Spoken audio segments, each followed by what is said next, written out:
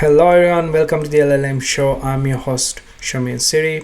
In this episode, I actually want to further talk about this amazing library transformer reinforcement learning from HuggingFace. So in my last episode, I actually covered some basics related to the proximal policy optimization, which is like the core algorithm in this library. So what is this library? So for me, this library simplifies the process of reinforcement learning from human feedback. So this library gives three main functionalities. The first one is supervised fine-tuning trainer. So basically this is to train your large language model with your own instruction fine-tuning dataset. And then this is like the reward trainer. This is to train your reward. So yeah, first one and second one, it's pretty much supervised learning. And third one is the new thing, which is proximal policy optimization trainer. So this is what we are going to look into today. And easiest way to understand a process is to go through some given examples. So they have a bunch of examples, but I picked sentiment tuning, which is pretty easy, and it will cover most of the library as well. So they have their notebook as well. So the example is to tune a GPT-2 model to generate positive reviews. So the idea is first we need to train the GPT-2 model with IMDb reviews on the task of next word prediction. So this is like the supervised fine-tuning dataset, similar to instruction fine-tuning. And then we also need a reward model. So reward model is given a review, it should predict how positive that is. So for that we can directly use already trained review models on IMDb dataset, like a small model. So the good part is the author of this notebook has already trained this part, which is so basically we have a GPT-2 model that has already trained on generating IMDb reviews, and also we have a model to predict the reward, predict how positive that generated output. So this so we can, in this example, we actually can skip the supervised fine-tuning stage as well as the reward training stage. So we can directly jump into the proximal policy optimization training. So let's what I will do is I will go to my VS Code, which is easy, and let's start from the beginning. So first there's a data class to kind of initialize bunch of things. So model name is your initial model, not the initial model, model that has already trained with instruction data. Here the model that can generate IMDb reviews. And then we have the log width, that means for weights and biases, but it's not a big thing. Learning rate, mini batch size and batch size, I'll explain in future what are these two things. So here this is to fine-tune, this is for the proximal policy optimization loop, and this is actually to kind of sample experiences or sample episodes. You'll understand this, why we have these two batch sizes. And we can use gradient accumulations and early stopping, and then the target KL. So I think if the KL value is around this, so you can early stop the optimization. And then use PEFT. So this library is nice. So basically if you want to use a larger model, of course right now we are using a smaller model like GPT-2, but if you want to use a large model, you don't want to fine-tune all the parameters, so you can easily use PEFT. And Also you can plug sequence models, and then this is like the KL penalty. So there are different KL penalties, like it's more like how we compute, so we use this method here. I think this is pretty much these are this one and this one, these are like pretty much specific for this proximal policy optimization. And then again there's target KL, I don't know, 2 parameters, but yeah, let's see. And so those are like the arguments. And yeah, then the main thing, there's this PPO config. You can go to the script, and so this is basically, this is inside the models. You can see here in inside the trainer you have this PPO config. So again, like you have a bunch of parameters where you kind of can read like things like model name, steps, learning rate. Adaptive KL control, I think whether to use adaptive KL control or just not. So yeah, you will be thinking why we have a lot of KL things, you know, KL divergence related things and KL penalty. So it is because, just to recap or refresh your memory, so we discuss like if we think of the final loss function. So basically so these are final loss function, but how we compute reward is like per token reward is basically we, for every token we compute like the KL divergence between our current model and the base model. This base model is actually the frozen pre-trained language model. Then we combine it with the reward that we get from our pre-trained reward model. Yeah, you will understand what is happening in the code, but the idea is like we need this term because we need to make sure our new model does not go like too far from our frozen model, because frozen model has seen a lot of data, it is in a good condition, we just don't want to mess everything up. So yeah, so this is why we actually have a lot of KL terms, but the idea is we need KL terms during this reward computation. Just keep that thing in mind for now. And this gamma is a parameter during the advantage calculation. Lambda also same.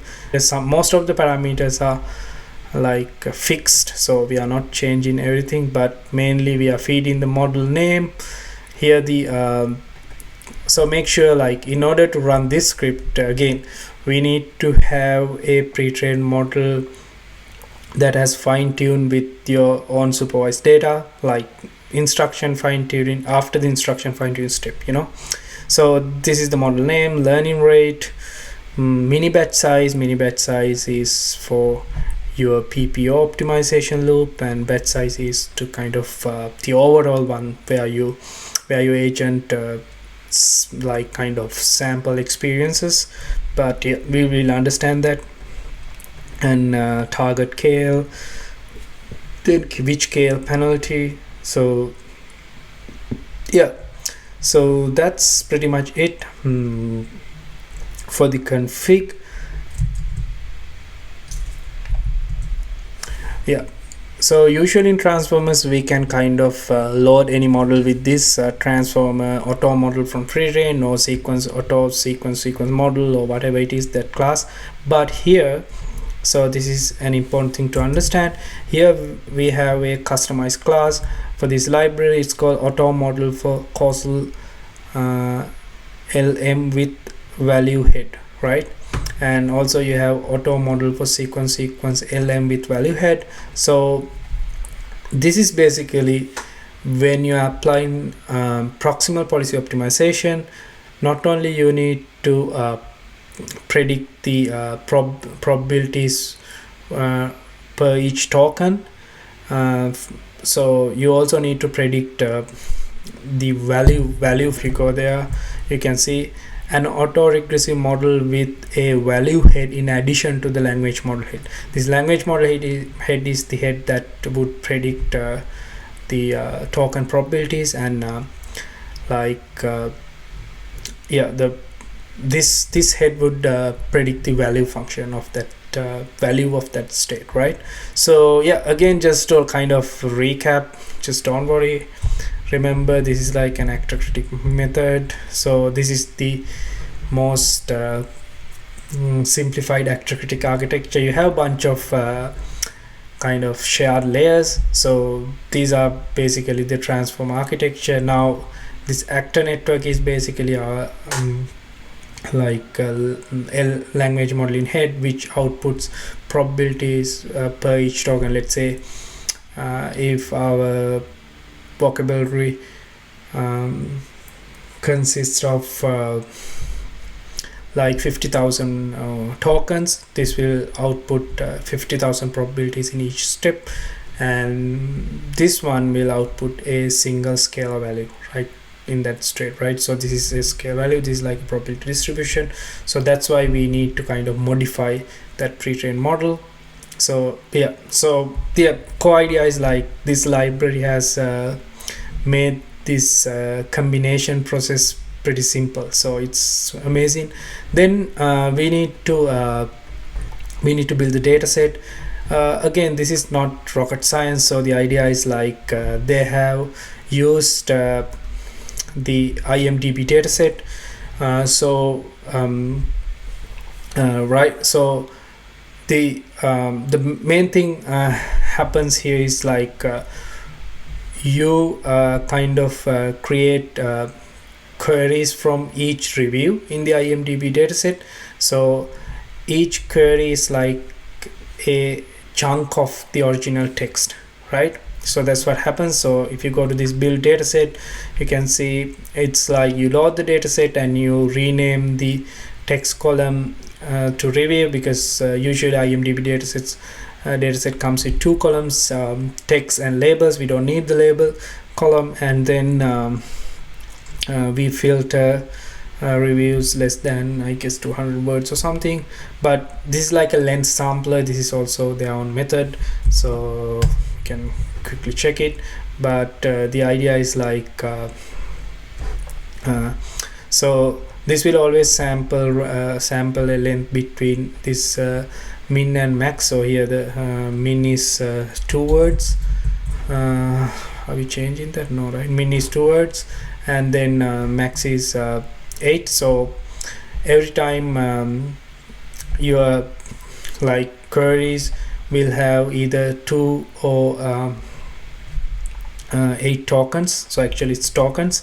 So what happens is like then you have this map function where you tokenize each review and select the whatever the tokens as the query. So this is kind of a dynamic thing, because this will always sample something between 2 and 8, right? So that's the input query. So this is like the data now. This is like the data model would see, and yeah, we create the data set, and of course we need to have a data collator function. We have an argument whether we are using PEFT, right? So we are not using PEFT here because it's a GPT-2 model, but imagine if you are using thing like Falcon 7 billion or Llama version 2, you probably need to use a PEFT model, unless otherwise you have enormous amount of GPU power. So yeah, you can easily say yes, I use PEFT. And then what is this reference model? Again, this is like to compute that per token reward. Remember the KL divergence I mentioned? So just again, like, because it is, I'm showing this again because this is an important thing to understand most of this code base, you know. So yeah, so again, like what we do is like we make sure like that we have we make sure our like current models action probabilities don't go like that far from our reference model. Reference model is like the original model that has trained on supervised data, right? And then we plug it to the scale reward that comes from the reward model, right? So that's why we need a reference model. So yeah, going back to code, if okay, now this is a good part. If we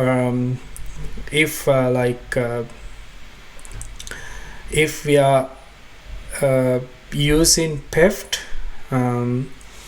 if you are using PEFT, we need to have this LoRa config, and we don't use reference model. So what happens is, actually we use reference model, but inside the trainer class, you will see inside the trainer initialization, if you are using PEFT, what we do is we take the reference model by removing those LoRa layers. So makes sense, right? Because like the moment we apply PEFT, it will add these new layers, and for our like initial model. So then if you want to kind of get that initial model back, we just need to remove those LoRa layers. It will be done inside the thing. But anyways, in this example, everything happens here because we are not using PEFT.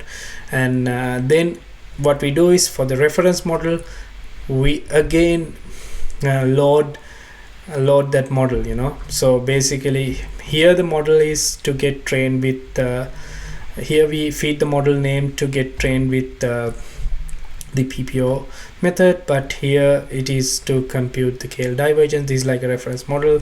This will kept frozen during the fine-tuning. We don't touch it because it's the original model with that has trained on supervised data and all, right? Yeah, like it's pretty much it. So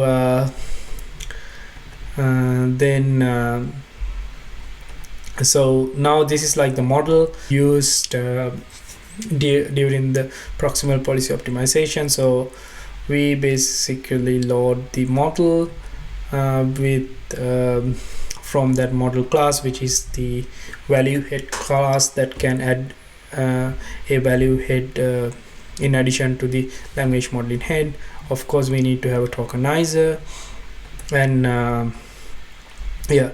So now from here onwards, we start to use this new PPOTrainer, and yeah, we need to initialize it. Let's check it. So nothing much. It's very simplified, and it's just amazing. And so yeah, we have a bunch of parameters where we can pass our arguments. So the model to be optimized, HuggingFace transform model with a value head. Check the documentation of pre-trained model wrapper, right? So it's easy, we already have that part. And then the reference model to be used for KL penalty, HuggingFace transform model with a causal language modeling head, right? So we don't need for this the idea is for this we don't need a value head or anything, right? Because again, like going there again, we just need action probabilities to compute the KL divergence. Tokenizer, dataset, optimizer. So which optimizer? They are saying if we don't provide an optimizer, it will use the ADAM. And another data collator, it's optional. We are not, I guess, are we providing a data collator? Yes, right? Yeah, we are providing a data collator. Yeah, it is this collator. So that's the initialization, and these are like, so another important thing, this library works perfectly with HuggingFace Accelerate as well. So you don't have to think of distributed training, train with GPUs, TPUs or anything. This will easily do it for you. So then we have our reward model thing. So directly we use HuggingFace pipeline. This will predict how good your generated output is, right? So this is the reward model, and yeah, So you have a bunch of generation keywords. So it says like max new tokens. This max new tokens means, let's say you input something to the language model and ask the model to predict, like, because these are like, let's say GPT-2 or like GPT-3, these are like autoregressive models, so they will keep predicting new tokens. So this is like how many new tokens your model can predict. Like this is the max number. So yeah, that's pretty much it. And about all these things. So just to kind of wrap up to this, so we first loaded our model, which is like the GPT-2 model that has trained with supervised data on IMDb review generation. Then we also created a reference model of that, and also we created the dataset. So here the dataset is like we will always input part of a review. So according to this example, we will take like something like 2 to 8 tokens as the input, and model needs to kind of generate reviews from that input query. And we also created the dataset, and then we also have a reward prediction model. Now this is like the start of our proximal policy optimization. So yeah, so you will see a bunch of different data loaders and bunch of different optimization loops, but don't worry, it's pretty simple once you understand the core idea. But yeah, just hang on with me, So the first thing is, like, I would like to kind of introduce this step as the exploration step, where the agent takes some actions and collects some rewards. And so PPOTrainer data loader, this is the data. This will pass different examples from this data set that we have already processed, the query and input IDs. So let's see what happens. So yeah, we take the queries tensor, and then we ask the model to kind of generate. So this will generate up to 32 new tokens, right? And then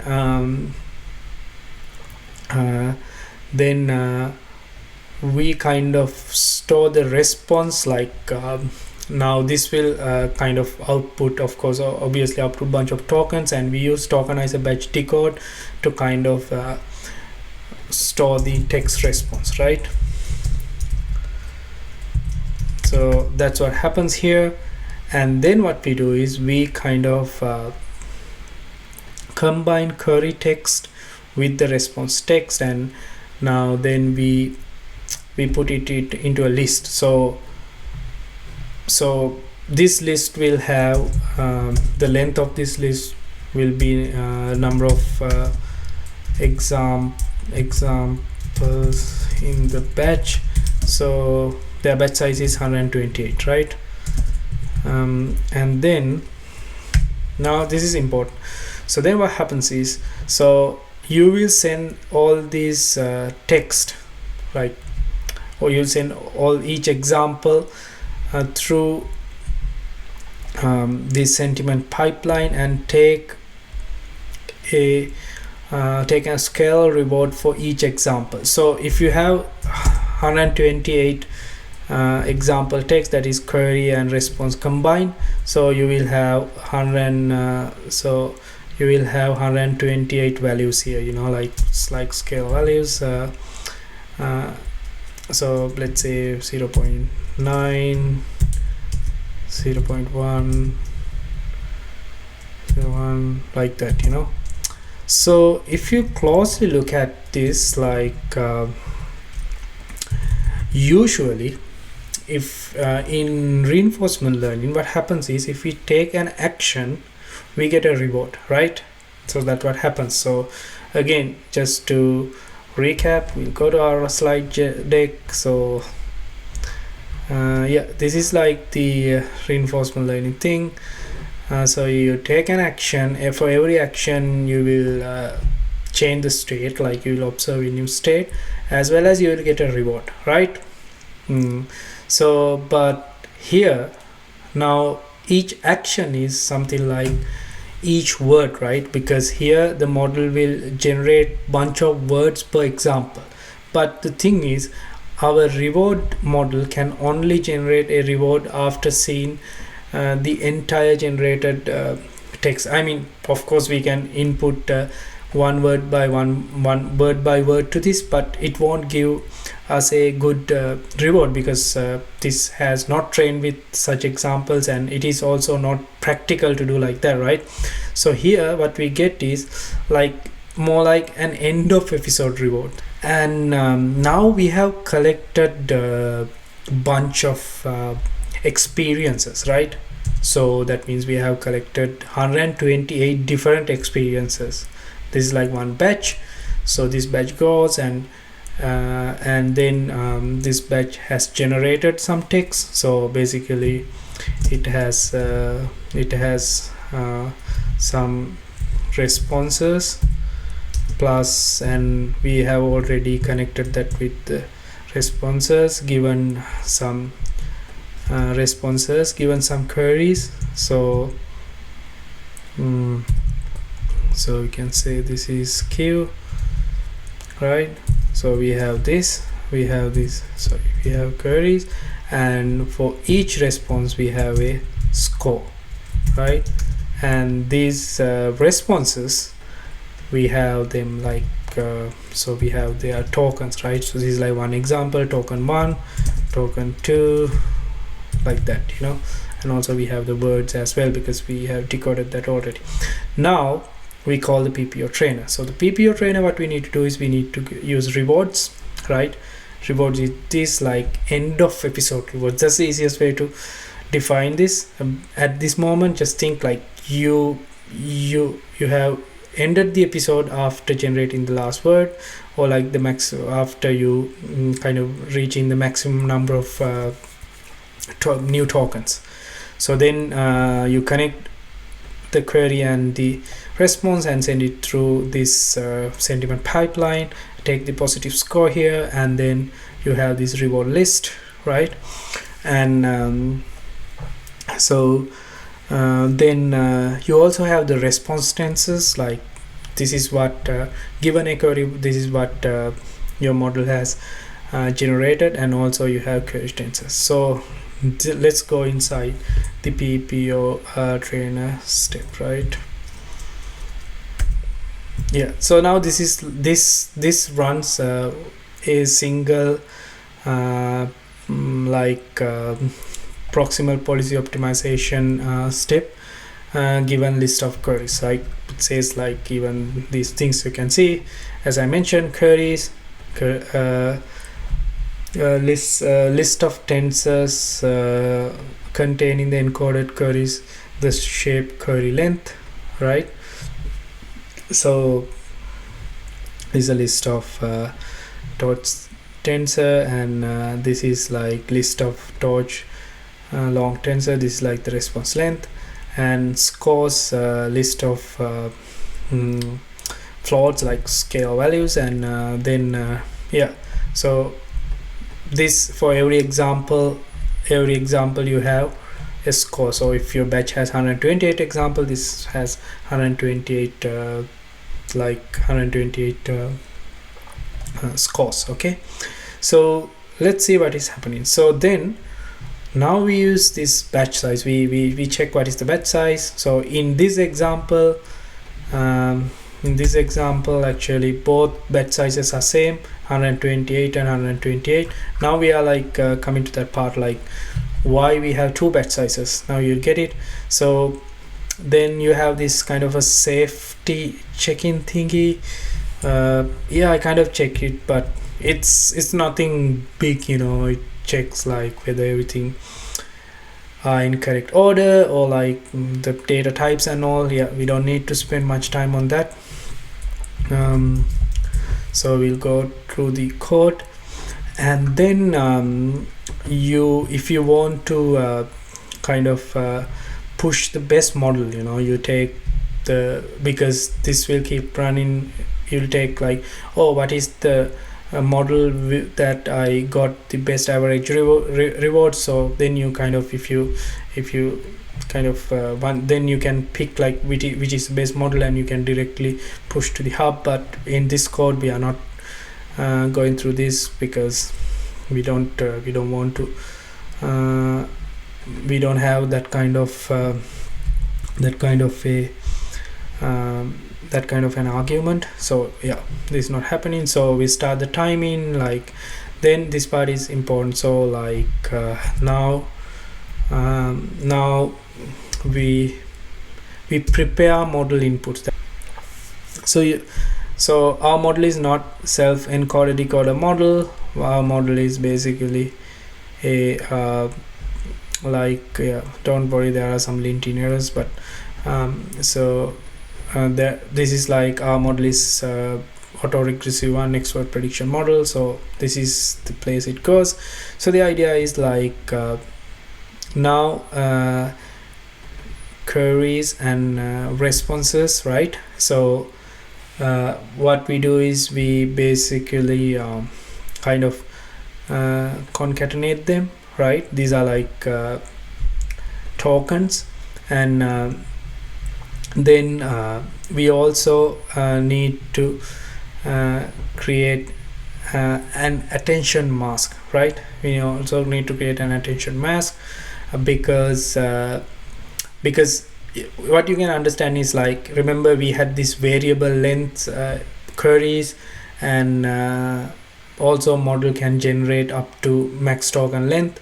So right now each example in the list can have different lengths, right? So but when we are doing optimization, we need to make them we need to make sure like we can create a tensor out of them.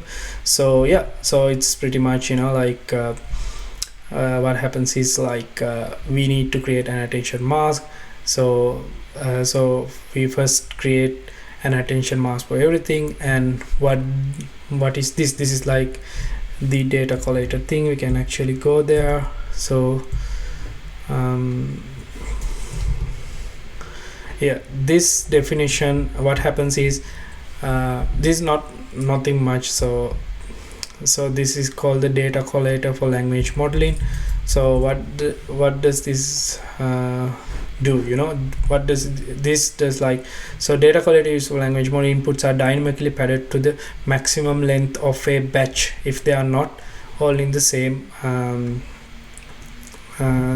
same length, right? So prepare inputs, prepare model. Yeah, so we are here. So yeah, so now we kind of set it up with a collator, because when you create batches, what it will do is, so it will check how many ones in this example, how many ones in this example. So what is like the longest example in the batch, so it will pad all other examples into that length, so that's pretty much the formality. So you prepare the batch there, and so this is so what happens here is we just concat q and r tensors, and then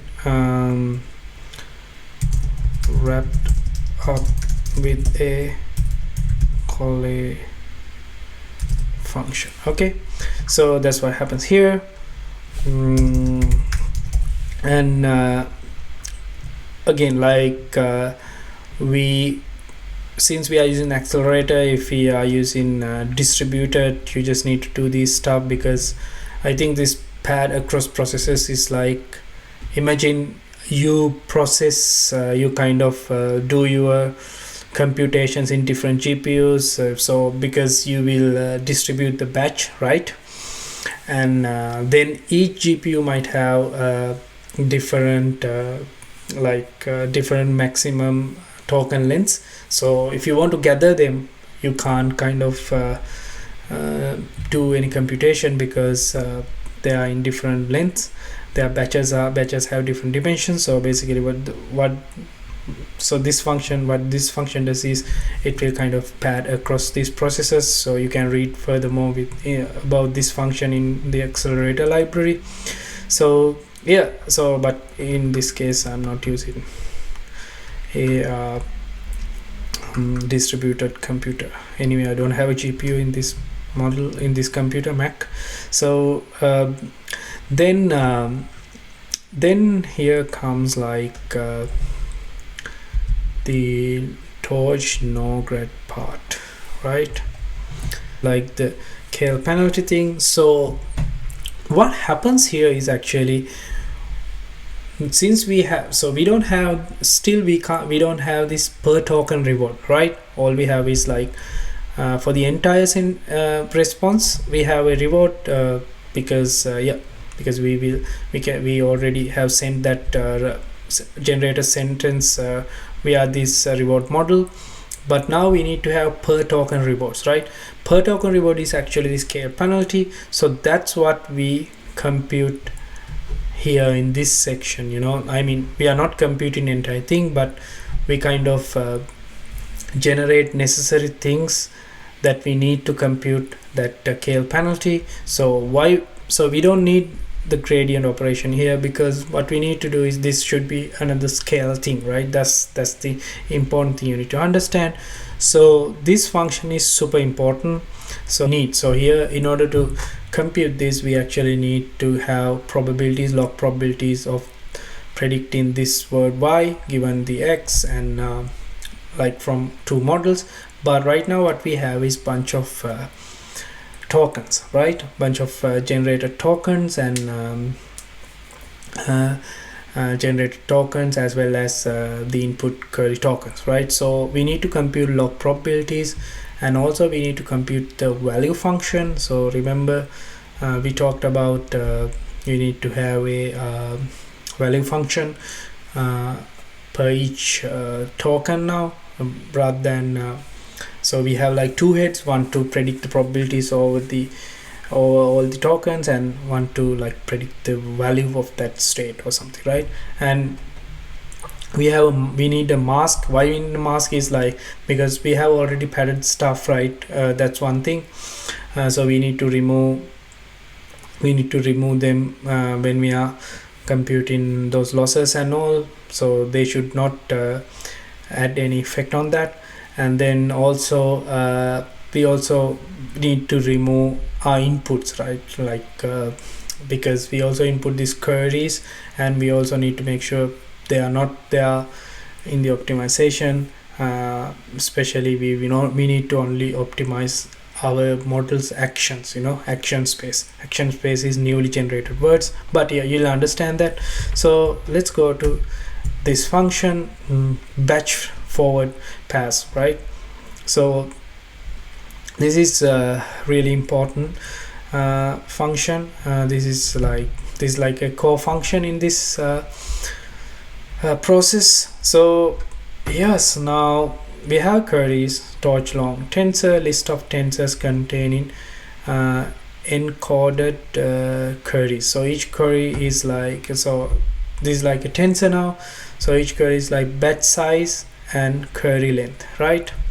So because this comes from the collator now, right? That's the main thing you need to understand. So again, so you can see we have the model inputs here, and then this is like the model inputs, and these are like the queries, like just a list, like because we already have passed that, right? So then if you go here, so this is list of tensors containing encoded query shape, batch size and query length. And then we also need the model, and also like responses, again a list of responses like with the response length, each element in the list, and then model inputs. So model inputs is like the processed inputs. Remember, like we wrapped it with a collator and all, and also like we kind of combine query tokens with like response tokens, and yeah, this is like the whether to return logits or not. So now we check like what is the batch size of these queries, like batch size of this experience thing. So here like it's like length of the query list, and then also we check what is the mini batch size in like, or a functional batch size, something like that, which is like batch size used in the PPO optimization. And then we kind of can create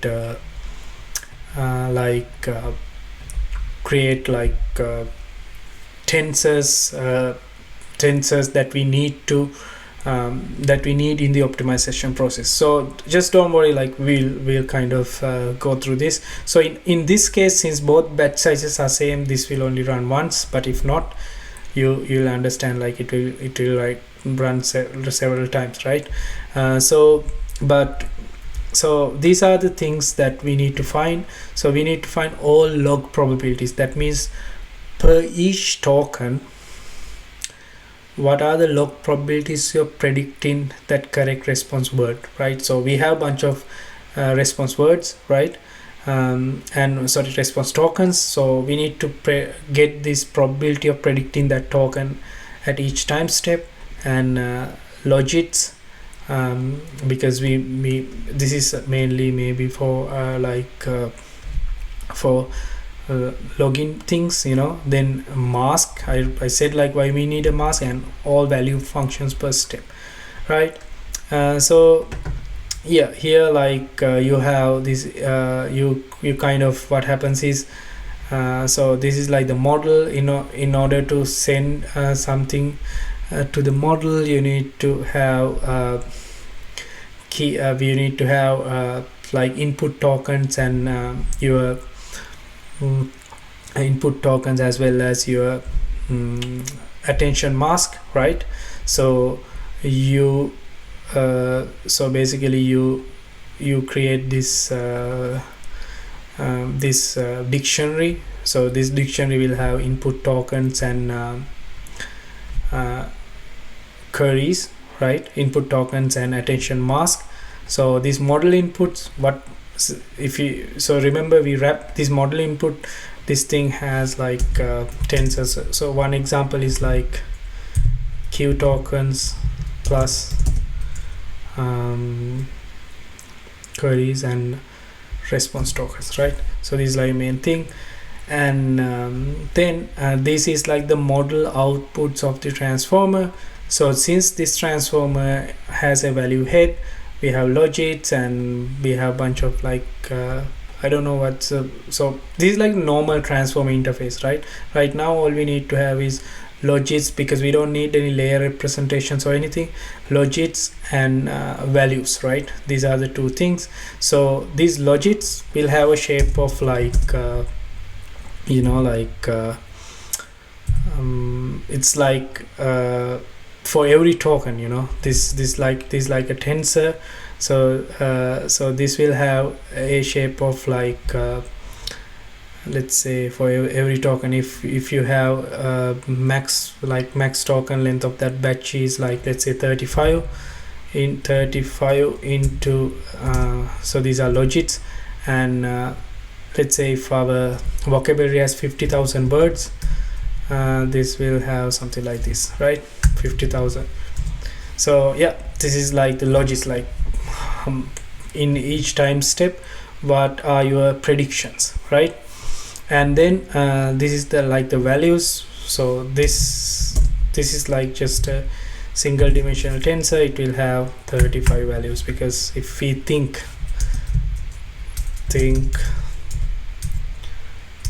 our example batch has an example with the max token length 35. Okay, and yeah, so this is like you again take we'll see like why they take input IDs and attention masks again, but here the idea is you have now logits and values, and then you need to, because these are like values, right? Like, because what happens is just to summarize, so something like this, right? So logits is this linear layer value. In each step we'll have like 50,000 values or something, because per each token in the vocabulary, right? So that's what happens here. So we have that, and now we need to compute probabilities. For that, what we need to do is like so this input ID is here. So this is basically the like query plus is basically the query plus response tokens, right?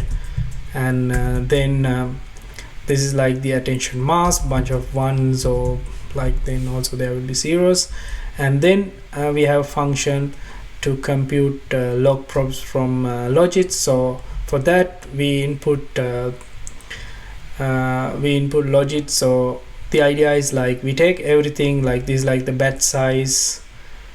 So yeah, I forgot, here there should be a batch here, 128 or something.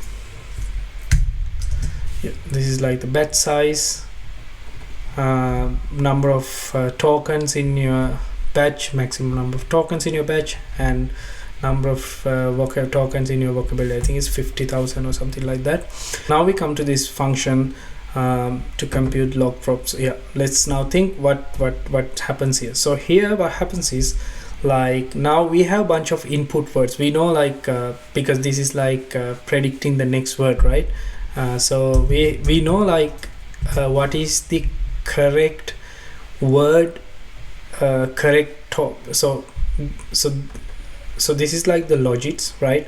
Logits is like, imagine if we have 35 tokens, so we have like so for every step we'll have bunch of logits, and then we also know like what is the correct token, because this is like the predicted one, right? This is like the predicted one. We know the correct token because it's already given, so we need to shift it, right?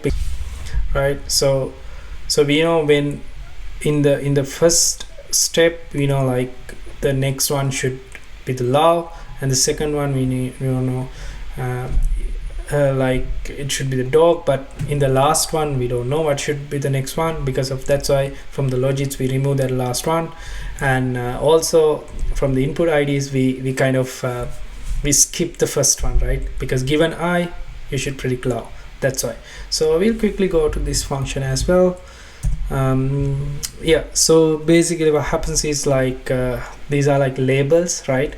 These are like labels what actually has generated. These are labels, this is logits, and easily what happens is with this function you can get the log probabilities, right?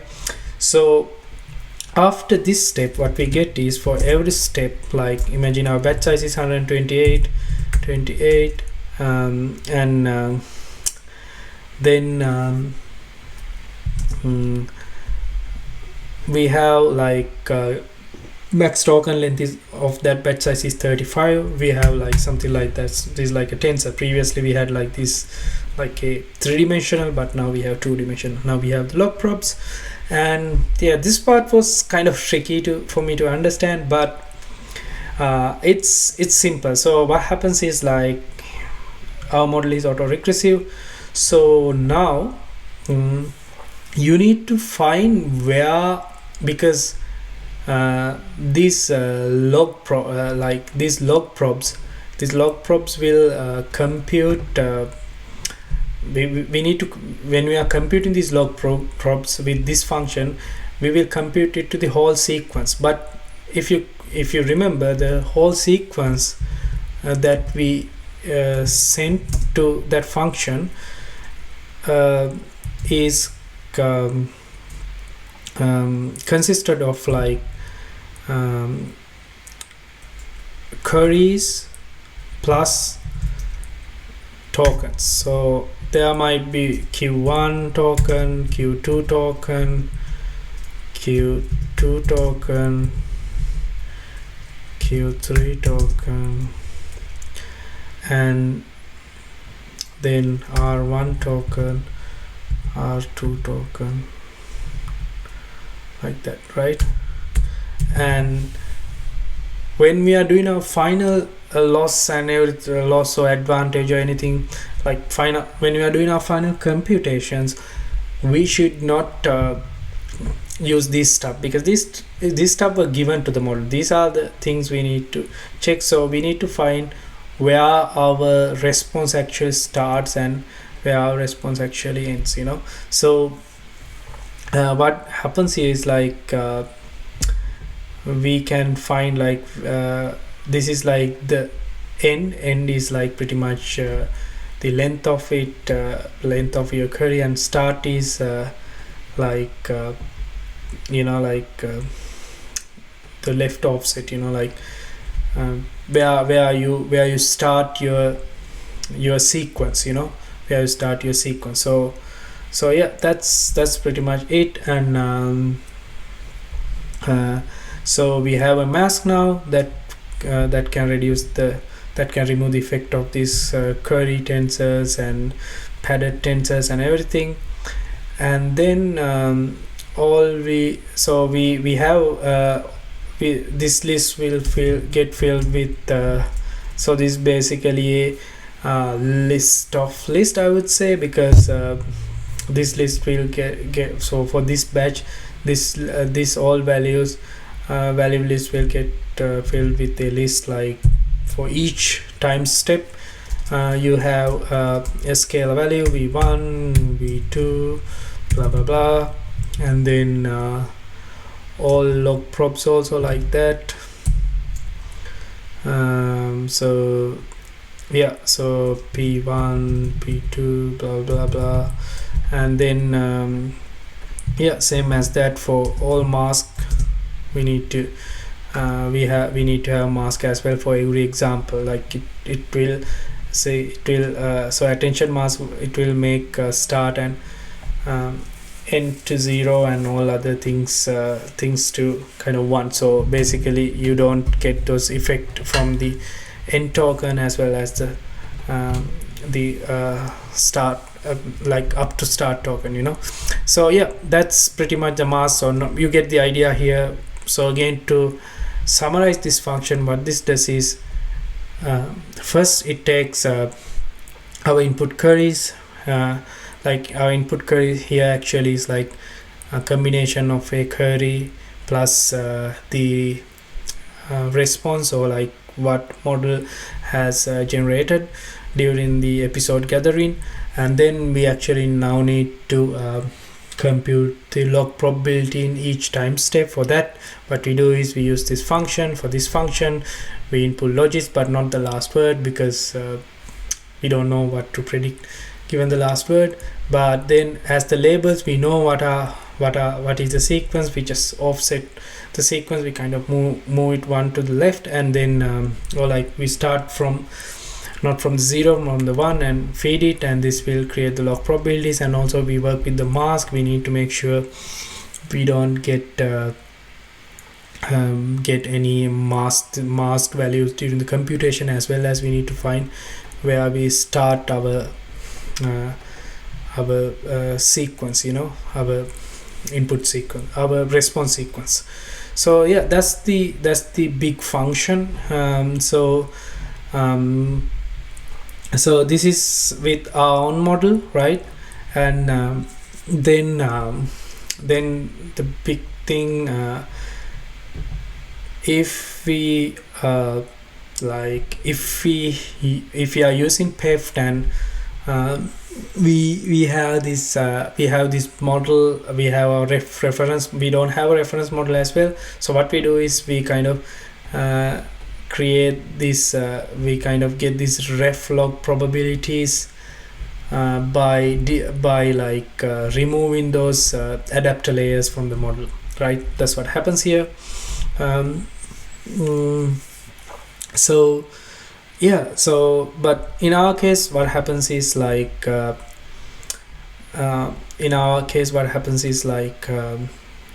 we have already passed a reference model. So you can see here we are only getting ref log probabilities. It's the same function, right? We don't need values, we don't need anything, we get the ref log probabilities. And with this we kind of can compute the rewards and advantage and everything, right? So just to wrap it up, this is we don't need any gradients or anything, we just need to have a scale value. And so yeah, so this part happens only when you are using PEFT. And this is like the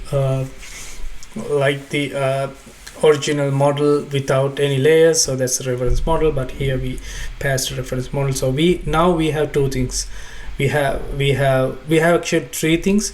So we have all the log probabilities per each token, we have the values, and we have the reference log probability as well, and of course the mask.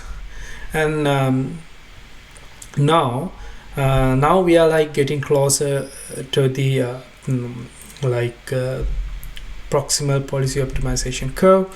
And now the big thing, now we need to compute rewards, right? Because we need to have rewards to somehow rewards per every action, right? To compute those PPO loss functions, advantages and everything, right? So this is like the big function now to how we kind of can compute the rewards. So yeah, this function also seems a bit complex, but to be honest it's not. So first thing is you need to input scores. So this scores is basically what your reward model gave you, nothing much, it's just what your reward model gave you. Okay, so that part is covered. So what happens is if you had 128 examples in the batch, this has 128 values, because this did not generate per token rewards for the entire sentence. And then we have log probs and reference log probs, but this one has per token probabilities, right? So this is response length. So now this big we'll try to kind of understand this for loop, right? It's not much of a big deal, but they use some mathematics especially to compute KL penalty. So right now we kind of need to traverse through all these I would say like parameters. So you have scores, this is like bunch of, if you have 128 examples, you have 128 scores. And log probs, like log probs for every for every example there we just computed like the log probs for like every token, right? So basically the shape of this is batch size in and response length. And then we have ref log probs and mask. So what happens here? So we first compute the KL penalty. We compute the KL penalty with this. There are different other ways. And so the shape of this is basically so this is like a torch tensor. This will have the length of I would say max token length, right? Because it makes sense, right? Because we already have computed per token log probabilities. Of course it's per token, and reference log probabilities are like that. Then we get this, and then we get this by multiplying this list with this value. This is like the adaptive KL control. You kind of can read about adaptive KL control. So what happens there, it's it's pretty much mathematical, and I guess like it's also kind of again like a normal thing to use, and they have tested a lot here.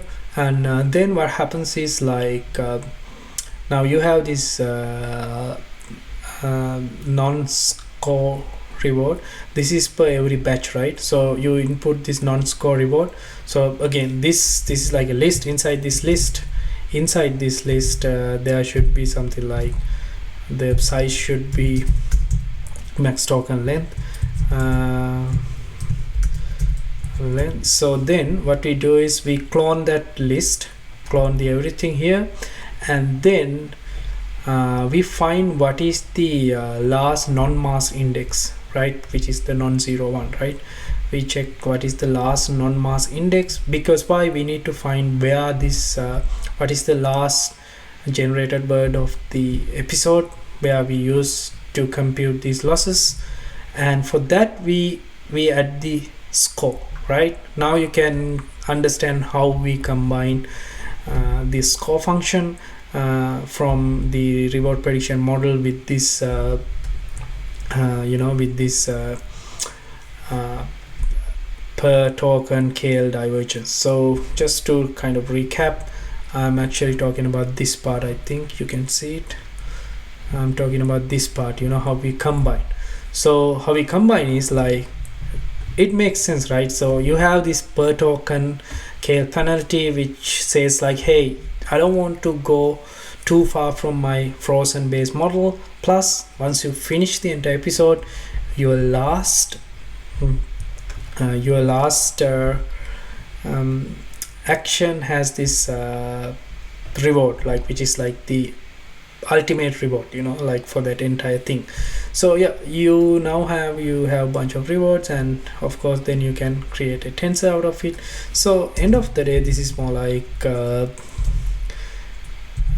batch size into max token length. Okay.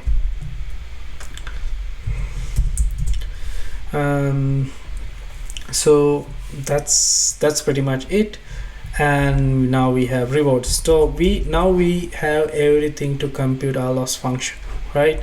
So all we need to now do is we need to kind of use these rewards values and action probabilities to compute proximal policy optimization loss function.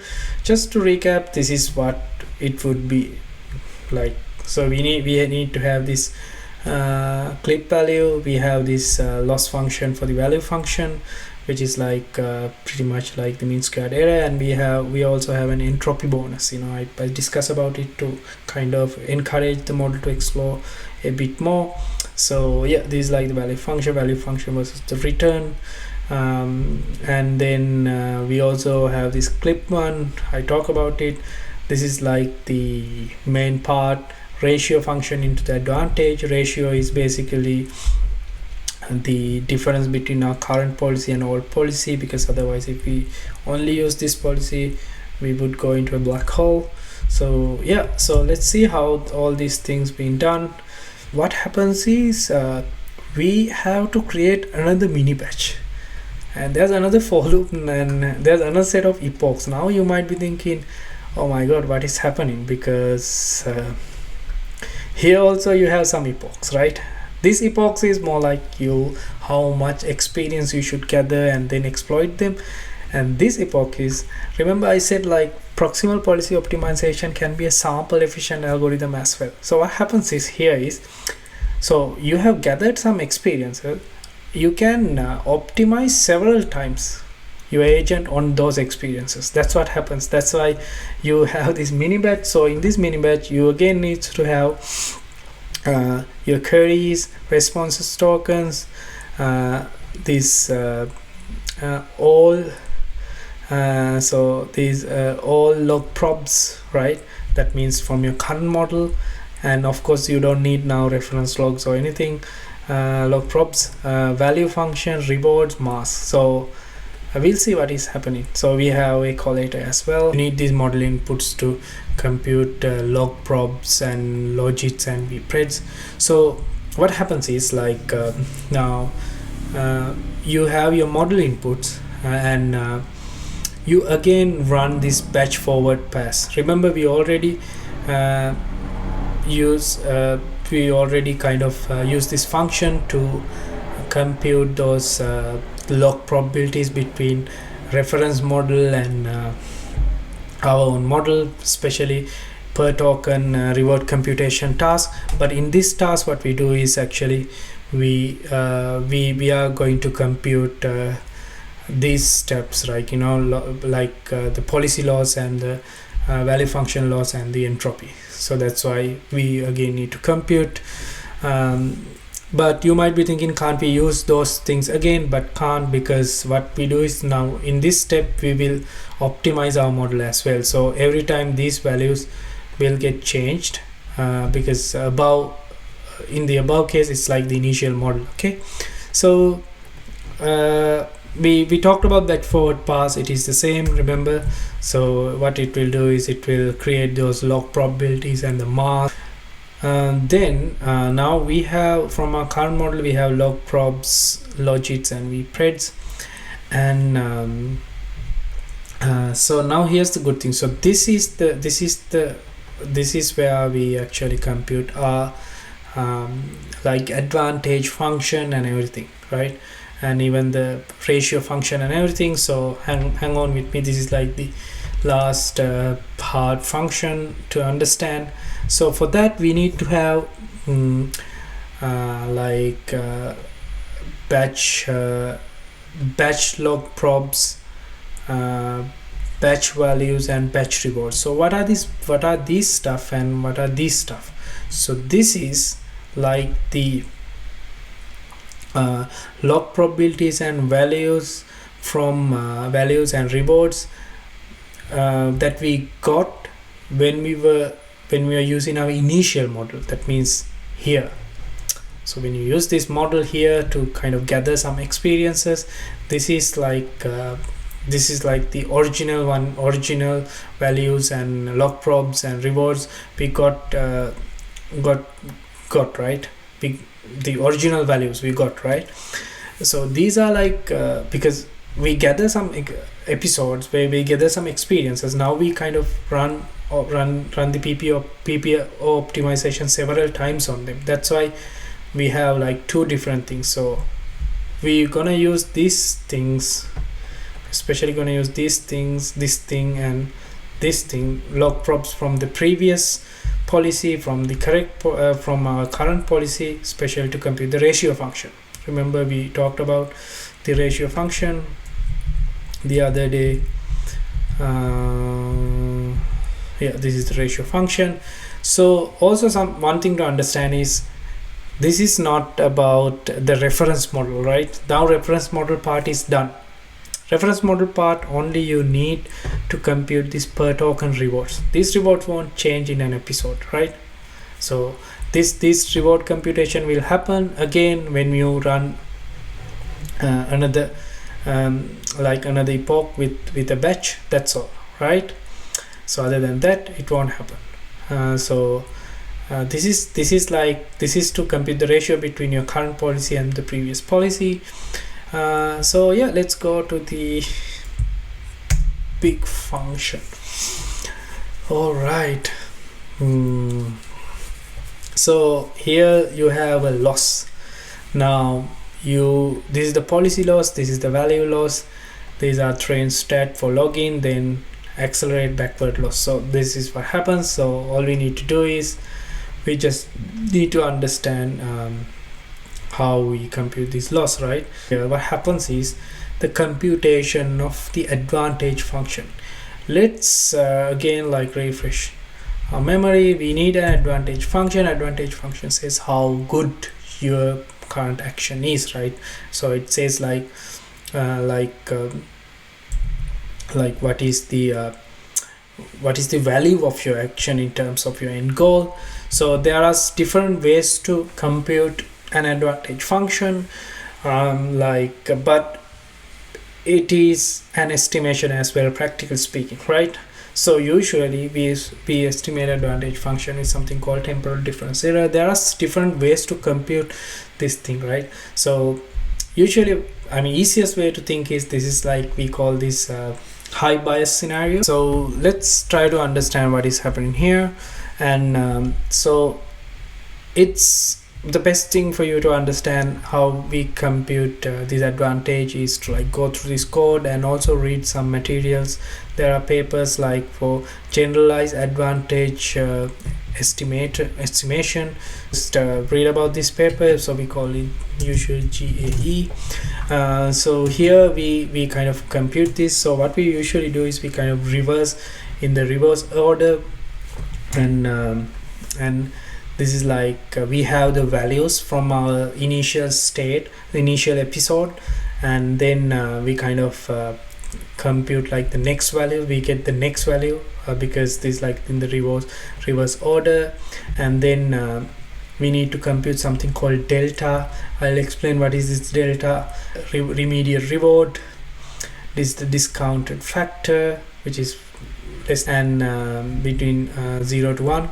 And then this is like the next value, like what you actually got, and this is like the initial value, right? So this is like the delta, and I told this is like that high bias delta, but usually we don't use that high bias thing. We kind of use something better than that. So then what we do is we kind of can use that delta plus, then we have another gamma, like this is also like a parameter, like to kind of, it's like how much bias or variance you should keep.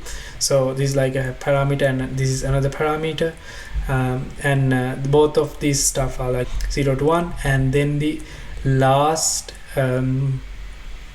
generalized advantage estimation of the language model. So last one is we start with 0, right, and then we kind of keep adding it. So basically you can compute advantage function for each time step, and all we need to do is then you need to like reverse it. But then we have these returns. So we need returns to compute, to optimize the value function, you know. Let me just walk you through this again. So labml GAE computation. Yeah, this one is pretty good. Nice. There's a nice explanation. So basically advantage function, this is like the first case I showed you, like high bias scenario, immediate reward, next state value function, your previous value function. And this is like the second scenario where what you do is you get the immediate reward, gamma into the next step, like you can, because you have a bunch of episodes, right? This is like the first step, when from the first state you take an action, and then after that what the reward. So you move to a different state, and then st plus 2, then there what is the reward you got, you know, like that.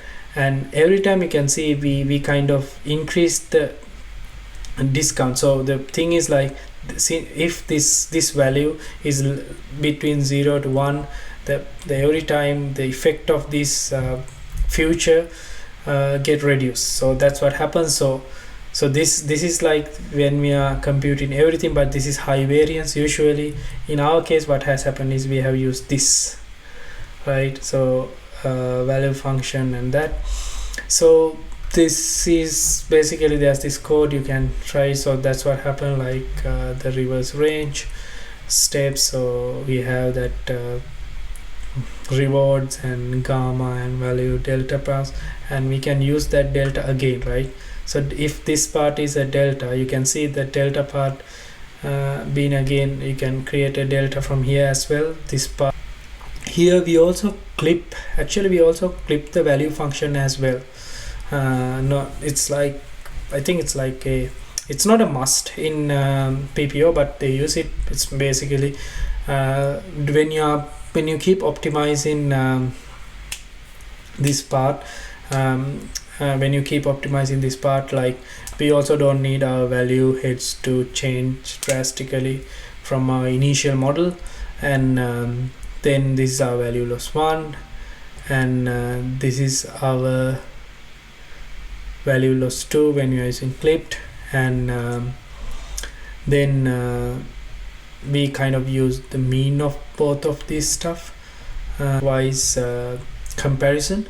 So this is another VF loss. Then this is clip function. Then remember, now this is like the ratio log probs with all log probs. So all prob is the initial log probs we had. So initially this is like the same, and of course we have like the policy gradient loss. Remember, advantage into the ratio plus so now this is like the clipping part. Remember, we have a clip PPO, and then what we do is again, like we have a mask mean, we have another mask mean, this PGA loss, but I think we only use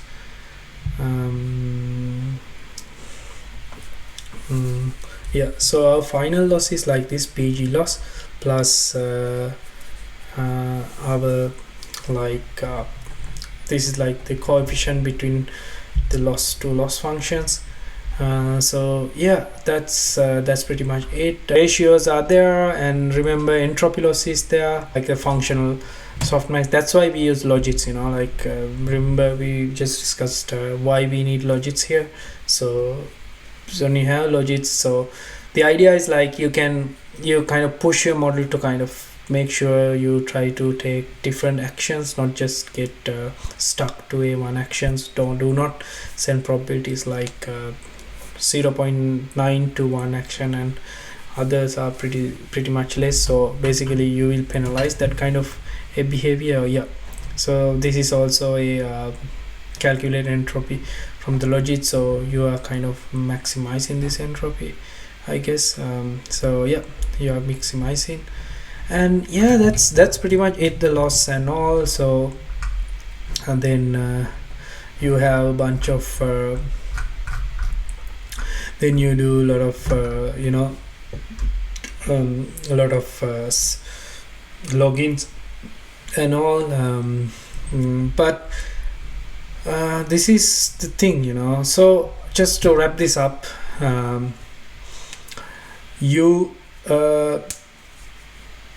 don't need to know everything. You can easily do this part, you know. You just need to create your data sets, and you can see you have a PPOTrainer and just stats, and this will do everything. But yeah, it's good to understand, you know, because this is an area which is red hot right now.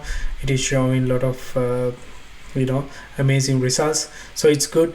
So as the final thing in the notebook, there are some nice analysis.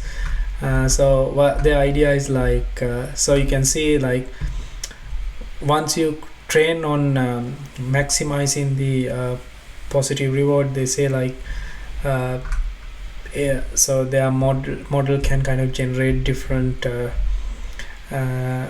reviews, especially and it kind of these reviews have kind of positive flavor. So they say like to see rewards before and rewards after. You can see this reward score, like it has improved, and the mean and all. Yeah, that's pretty much it. And I know, like this is not the easiest thing. I wanted to kind of walk through this code base, and I usually do when I see a new library, like especially this kind of a thing. And yeah, like that's pretty much it. But please read more about those concepts like KL divergence and this proximal policy optimization episode, temporal difference error, if you want to know further about this generalized advantage estimation. But yeah, for now I think that's it for today, and thanks a lot, and please subscribe and like my videos. Bye.